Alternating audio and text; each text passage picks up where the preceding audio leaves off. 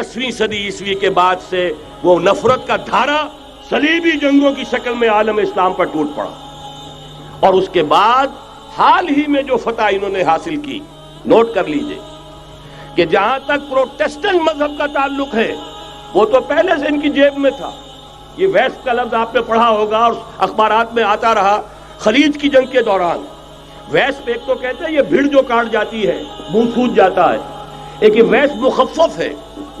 White Anglo section Protestants, सबसे पहले यहूद ने उन्हें शिकार किया, अपना आलाकार बनाया। यही वजह है, आपको मालूम है 1917 में अंग्रेजों के जरिए से उन्हें यह इजाजत मिली कि फिलिस्तीन में जमीनें भी खरीद सकते हैं, जायदादें भी खरीद सकते हैं। बालफोर डिक्लेरेशन, इंग्लिस्तान का वजीर खारजा था जिसने कि ये इजाजत दिलवाई है।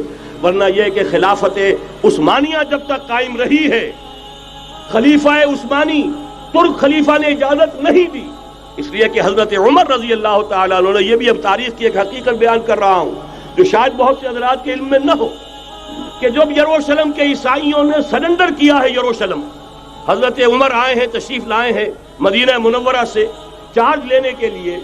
उस वक्त जो ट्रीटी लिखी गई है, जो मुआहदा हुआ है, उसमें वहां के यहूदियों, यहाँ के ईसाइयों ने तय कराया था कि यहां आप यहूदियों को आबाद होने की इजाजत नहीं देंगे। यहूदी आ सकता है, ज़ियारत कर सकता है, अपने मकामात मुक़द्दसा को आकर देख सकता है, यहां आबाद नहीं हो सकता। और ये कौन शर्त रख रहा है? ईसाई। उस वक्त तक ईसाइयों की दुश्मनी यहूदियों के साथ इस दर्जे में थी।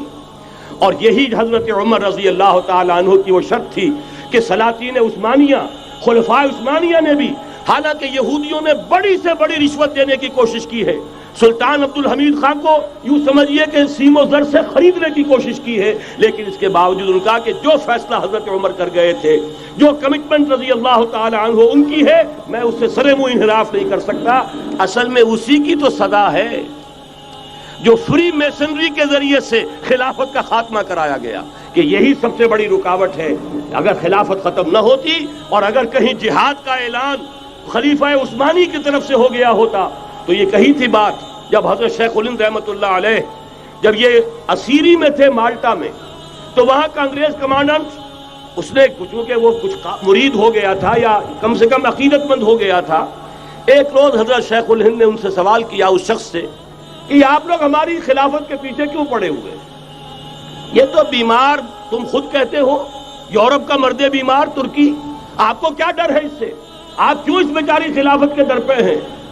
उस शख्स ने जवाब दिया था, मौलाना इतने भोलपन के साथ बात ना कीजिए, हम भी जानते हैं, आप भी जानते हैं, अगर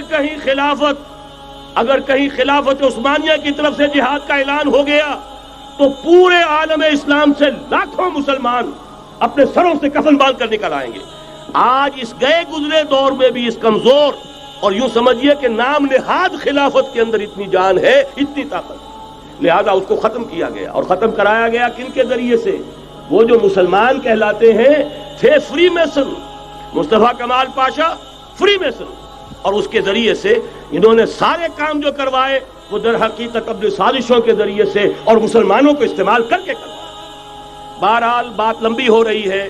पहली बात तो यह है कि वही नक्शा उस वक्त का आज भी है जहां तक यहूदियों का ताल्लुक है, लेकिन फर्क ये वाक़ हो गया कि उस वक्त ईसाई यहूदियों के ताबे नहीं थे, बल्कि ईसाइयों और यहूदियों के माबैन दुश्मनी थी। आज यहूदी ईसाइयों पर मुसल्लत हो चुका है।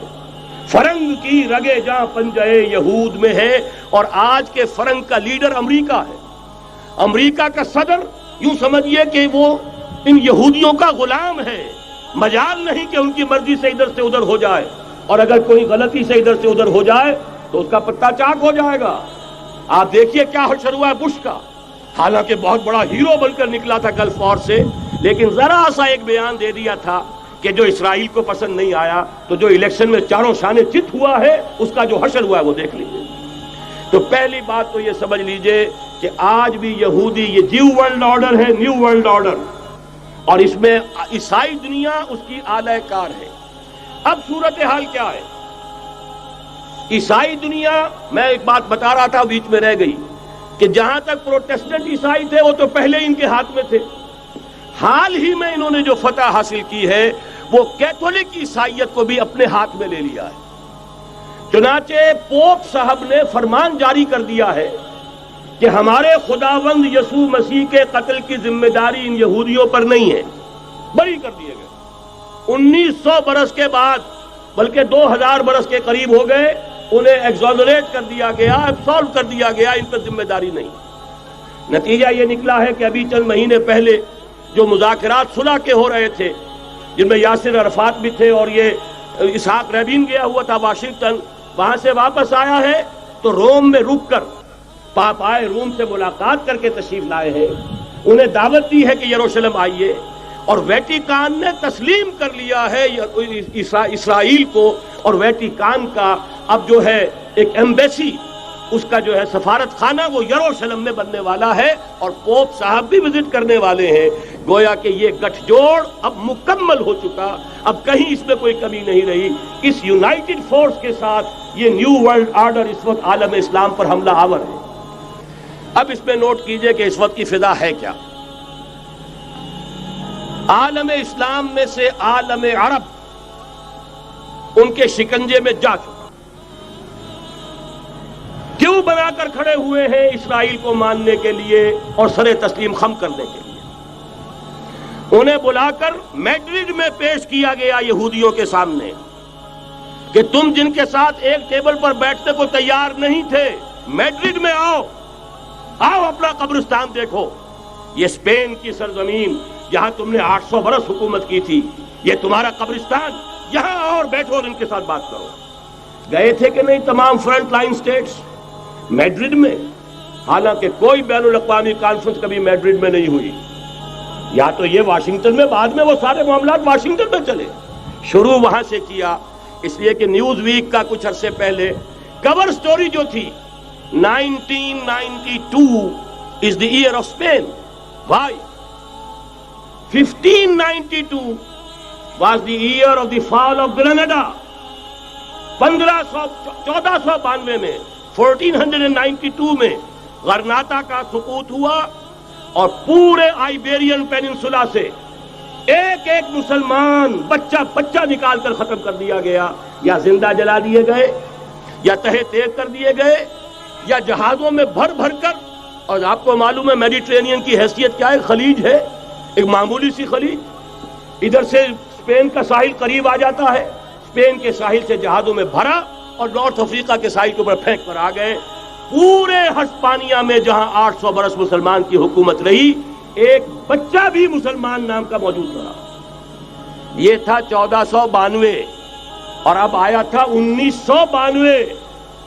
1992 is the year of Spain۔ اسی لیے ورلڈ اولمپکس رکھے گئے، وہاں دلہن کی طرح سجایا گیا ہسپانیہ کو، اور بلایا گیا، طلب کیا گیا، سمن کیا گیا تمام دول عرب کو، آؤ یہاں بیٹھو، اور یہاں بیٹھ کر اپنے ان یہودی دشمنوں کے ساتھ مصالحت کی بات شروع کرو۔ بہرحال نوٹ کر لیجئے، عالم عرب جا چکا۔ کوئی دن کی بات ہے، میں سنسنی پیدا نہیں کرنا چاہتا، لیکن حالات اور واقعات سے نگاہیں بند کرنا بھی کوئی دانش مندی کی بات نہیں ہے۔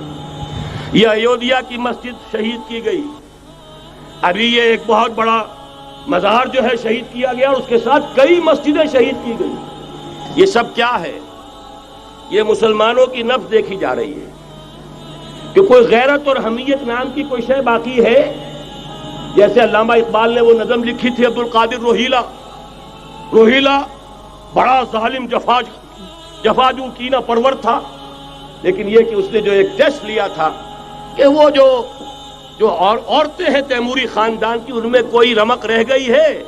معلوم ہوا کہ نہیں، کہ غیرت نام تھا جس کا، گئی تیمور کے گھر سے، ختم، غیرت نکل گئی۔ اسی طرح ایودھیا کی مسجد، اب چرار شریف، اور یہ کوئی دن کی بات ہے کہ اب مسجد اقصیٰ کا نمبر آیا کہ آیا، اس کے لیے پوری تیاریاں ہو چکی ہیں۔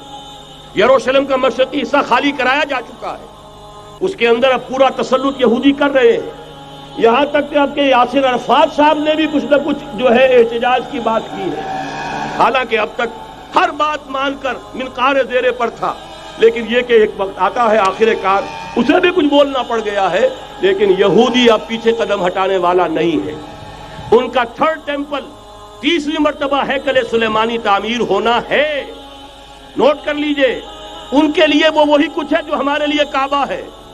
ان کے لیے ہیکل سلیمانی بالکل وہی حیثیت رکھتا ہے جو ہمارے لیے کعبہ. وہ ہیکل سلیمانی ایک مرتبہ پہلے نبوکدنضر کے ہاتھوں مسمار ہوا، پھر سن 70 عیسوی میں ٹائٹس کے ہاتھوں مسمار ہوا.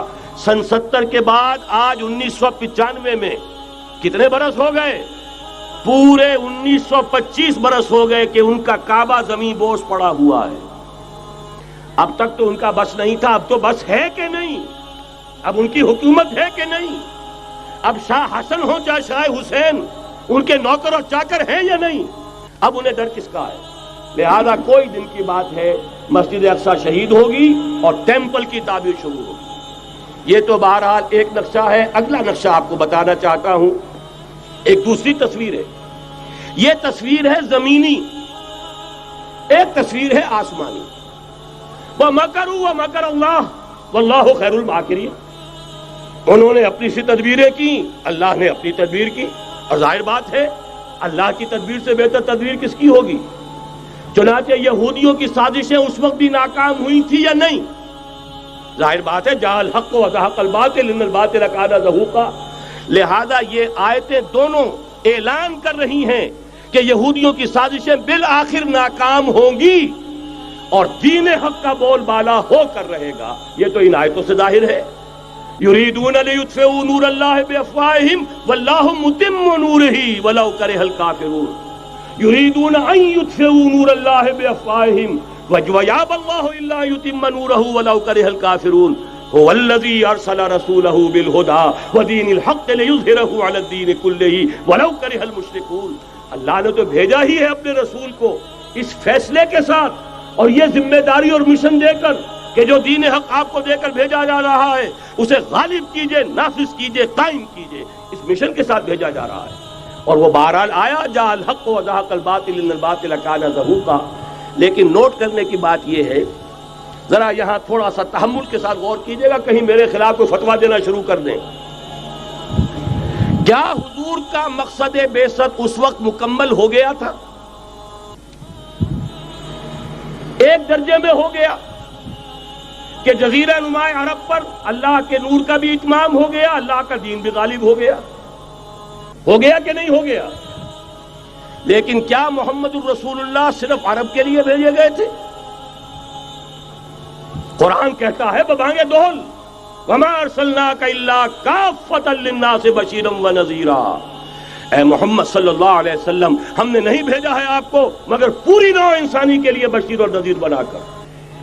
تو جان لیجئے کہ یہ مقصد بعثت محمدی صلی اللہ علیہ وسلم بتمام و کمال اس وقت پورا ہوگا جب کل عالم انسانیت پر، کل روئے ارضی پر اللہ کا دین اسی طرح غالب ہو جائے گا جس طرح کہ محمد رسول اللہ والذین معہ صلی اللہ علیہ وسلم ورضی اللہ تعالی عنہم اجمعین، ان کے ہاتھوں سے، ان کے ایثار سے، ان کی قربانیوں سے، جن کا نقشہ آپ کے سامنے مولانا کھینچ چکے ہیں، ان کے اثار، ان کی قربانیاں، ان کی محنت، ان کی جفا کشی، ان کی سرفروشی، ان کے جان تن من دھن لگا دینے کے نتیجے میں جیسے اس وقت غالب ہوا تھا کل روئے ارضی پر غالب ہوگا، تب کہیں جا کر مقصد بعثت محمدی مکمل ہوگا.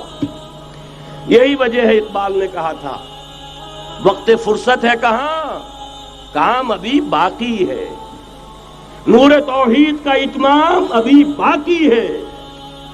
لیکن ساتھ ہی خوشخبری بھی دی تھی، یہ چمن معمور ہوگا نغمہ توحید سے. آئے گا وہ دور، یہ چمن معمور ہوگا نغمہ توحید سے، لازماً آ کر رہے گا.